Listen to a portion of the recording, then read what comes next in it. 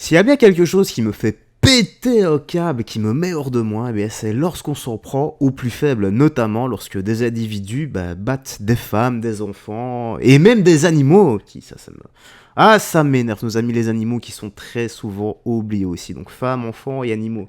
Ça me met hors de moi, j'ai juste envie de leur faire des choses vraiment pas bien que je ne peux pas énumérer ici. Et j'ai pas envie de me torturer l'esprit comme ça. Bref, voilà. Direction TPMP pour les petites news et actus du jour ou du soir, dépend de l'heure à laquelle tu regardes les vidéos. Nous allons commencer, mais avant ça, petit like et commentaire pour le soutien à la force et le référencement. Je sais que le premier, donc la première actu va être chaude, donc dans l'espace commentaire, voilà, vous pouvez dire encore une fois ce que vous voulez, mais si votre commentaire se fait supprimer, sachez que ce n'est pas moi, c'est le robot de YouTube, donc voilà, et faites semblant de l'écrire de la mauvaise façon, si je puis dire, comme ça votre commentaire sera accepté. Allez, checkons ça. C'est un drame qui glace le sang, qui s'est déroulé ce lundi à Brétigny-sur-Orge.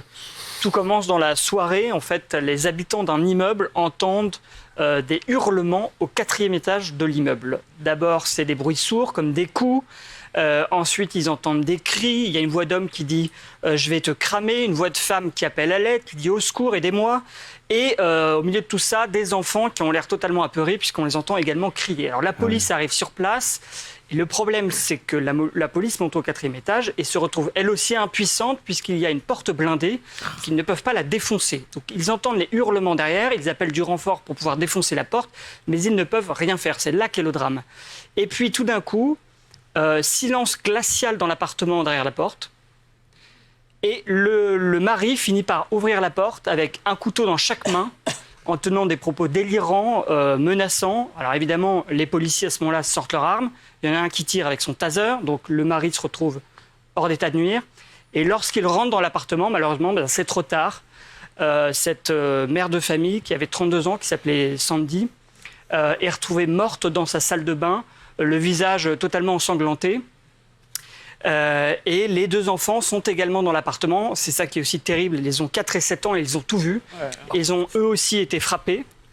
Donc le mari, lui, bien sûr, est interpellé. Et sur son profil, eh bien, il s'agit d'un homme de 29 ans qui s'appelle Marvin. Et là, on peut pas s'empêcher de se dire qu'il y a encore eu un problème. C'est que cet homme était déjà connu pour des violences conjugales. Il avait été aussi condamné pour des violences. Et il souffrirait de problèmes psychiatriques puisque sa garde à vue a dû être levée parce qu'il n'était pas cohérent et donc il a été placé dans une unité de soins psychiatriques. Il faut dire, Cyril, on est le 9 janvier, c'est déjà le 3e féminicide de l'année. Et alors on m'a signalé un nouveau féminicide, un nouveau cas aujourd'hui à Bordeaux. Ah la vache. Alors les gars, truc de barge, hein. Pauvre Sandy, mais et surtout pauvres enfants qui ont tout vu, vous imaginez la façon dont ils vont devoir se reconstruire en ayant vu le meurtre de leur maman comme ça, sous leurs yeux, mais ça va les hanter jusqu'à la fin de leur vie.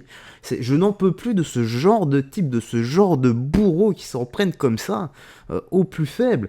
Là, honnêtement, la justice, elle doit réellement sévir. Et comme par hasard, il va être mis en psychiatrie et il va juste se faire un peu interner. Puis quand il ira mieux, peut-être, certainement, avec cette justice totalement de merde et laxiste, qui pourra ressortir ayant été lavé de tout, quoi, limite blanchi. Voilà, ouais, t'étais pas dans ton état normal, donc on peut le faire ressortir et on peut le pardonner. Non, il n'y a pas de pardon à avoir, quelque chose comme ça, c'est 25, 30 ans, réclusion à vie. Et heureusement qu'il ne s'en est pas pris aux enfants, les pauvres, quoi. Ces pauvres dames, mais surtout ceux qui restent également, c'est eux qui vont devoir vivre le restant de leur vie et se construire après tout ça, quoi. Vous imaginez débuter sa vie comme ça ? Je n'ose même pas me mettre à leur place une seule petite seconde. J'espère sincèrement que ça va aller, qu'ils vont trouver des personnes très compétentes comme des psychologues, psychothérapeutes et autres, qui pourront les aider au mieux, en tout cas. Est-ce qu'on peut réellement aller mieux après ça en ayant subi un traumatisme pareil, parce qu'il n'y a pas d'autre mot, quoi. C'est horrible. Toi, tu me dis ce que tu penses de tout ça dans l'espace commentaire. C'est difficile, hein. C'est difficile de trouver les mots avec un cas comme ça, quoi. Bon, ici, qu'est-ce qu'on a ? Non, on va d'abord regarder celle-ci, je pense que ça sera mieux. Voilà, Nicolas Sarkozy, on checkera ça après. Écoutez ça les gars, voilà, on va mettre un peu de légèreté après ce qui vient de se passer. Il provoque un accident de la route et siffle un pack de bière en attendant les gendarmes. C'est quoi cette histoire, Amaury? Oui, c'est pas le conducteur le plus malin de... C'est pas la chiffre la plus croustillante du paquet. C'était une affaire en fait qui était jugée cette semaine à Quimper. C'est un homme qui mi-décembre, en fait d'abord mi-décembre, en Bretagne, vous avez un accident de la route. Il est 5h du matin et évidemment les secours, les pompiers, les gendarmes arrivent sur place. Ils trouvent des voitures accidentées. Et ils ont la surprise de tomber sur un conducteur dans une voiture en train de siroter des bières. Alors ils disent, l'ennui, si vous voulez, c'est que quand vous avez un accident, vous faites tout de suite un test d'alcoolémie sur les conducteurs pour savoir s'ils ont bu de l'alcool. Lui, il est en train d'en boire. Donc déjà, il y a un petit problème. Alors, évidemment, les gendarmes lui disent, écoutez, suivez-nous, on va quand même faire le test d'alcool. Là, déjà, il obtempère pas, il leur fait un doigt d'honneur, il les insulte, etc. Et évidemment, son taux d'alcoolémie est très élevé. Et alors, ce qu'il va expliquer, c'est ça qui est un peu délirant, ce qu'il va expliquer pendant l'audience de cette semaine, c'est qu'il a effectivement, comme le temps d'attente était très long, le temps que les secours arrivent, il s'est enfilé un pack de bières, donc il a bu 14 bières dans sa voiture, à son volant, en attendant les secours. Donc résultat, il a été condamné, cet homme, pour conduite en état d'ivresse et outrage envers les forces de l'ordre, et il a été condamné donc à un stage de sensibilité. De sensibilisation à la consommation d'alcool. Exactement. Et il a nié l'ivresse au volant. Hein. Alors il a affirmé avoir bu 14 bières dans son... mais il a nié... il a dit qu'il n'avait pas bu avant. C'est en attendant... Il a bu après, exactement. Voilà. C'est un génie. C'est pas très malin. C'est que si vous venez d'avoir un accident, en principe, il faut être à jeun au volant, donc il ne faut pas se mettre à boire un pack de bière avant que les forces de l'ordre arrivent. Bien sûr. Avant de parler Pierre Palmade, n'oubliez pas, dimanche.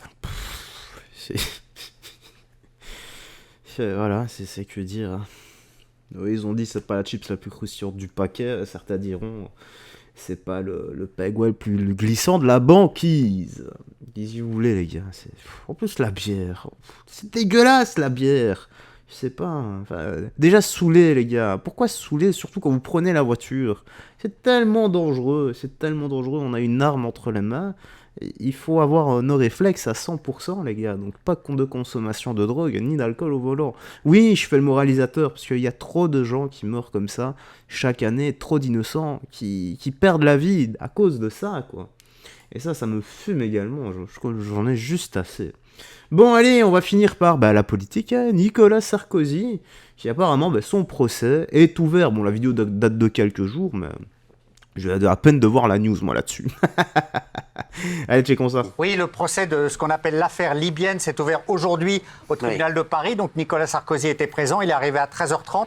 Donc, il va être jugé pendant 4 mois avec 3 anciens ministres pour des accusations de financement présumé illégal de sa campagne de 2007. On l'accuse en fait d'avoir passé un pacte de corruption à l'époque, en 2005, avec le dictateur libyen Muammar Kadhafi, en échange de contrats faramineux, etc. Alors, il est jugé pour financement illégal, corruption passive, recel de détournement de fonds publics et association de malfaiteurs. En théorie, il risque 10 ans de prison, 375 000 € d'amende. Lui, il dit que c'est une fable et il dit qu'en fait... il est victime de plusieurs choses.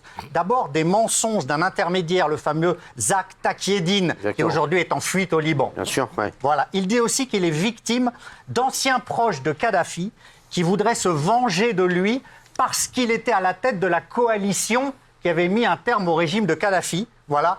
Et alors, il y a eu 10 ans d'instruction, mais le montant total de ce qui serait la fraude n'a pas été établi. Donc, c'est son point de défense. Après 10 ans d'instruction, il n'y a pas le montant exact. Voilà. C'est un procès qui va durer longtemps. Il sera présent aux audiences, notamment le premier mois pour ce qui le concerne. Les audiences n'ont pas lieu tous les jours, mais voilà, il nie farouchement et il veut se défendre. J'espère qu'il arrivera à se défendre. Oui. Je ne suis jamais caché, c'est... Voilà. Il dit que c'est une fable. Il est très combatif. Il dit que c'est une fable. Voilà. Et on attend de voir. En tout cas, voilà, la justice fera son travail. Voilà. Putain, même mon frigo rigole. La justice fera son travail. S'il vous plaît, les gars. Donc là, ça vous donne juste un petit aperçu de ce qui se passe dans la politique. Et peu importe le bord, gauche, droite, milieu. Voilà. Donc je vous laisse imaginer. Ça, c'était il y a quoi? Il y a quasi 20 ans. Voilà, c'était il y a quasi 20 ans. Donc je vous laisse imaginer ce qui est en train de se passer actuellement et qu'on saura dans 15 ou 20 ans. Voilà, c'est juste une histoire de gros sous, encore une fois, tout ça. Ah oui, c'est l'oligarchie, hein, les élites qui décident pour nous. Mais en tout cas, voilà, la petite news actu se termine ici. Tu me dis dans l'espace commentaire ce que t'en as pensé. Moi, j'ai rien d'autre à ajouter. Prends bien soin de toi, des gens que tu aimes, et on se dit à la prochaine pour d'autres vidéos. Bye bye. Fais très attention à toi et surtout que Jésus-Christ te bénisse.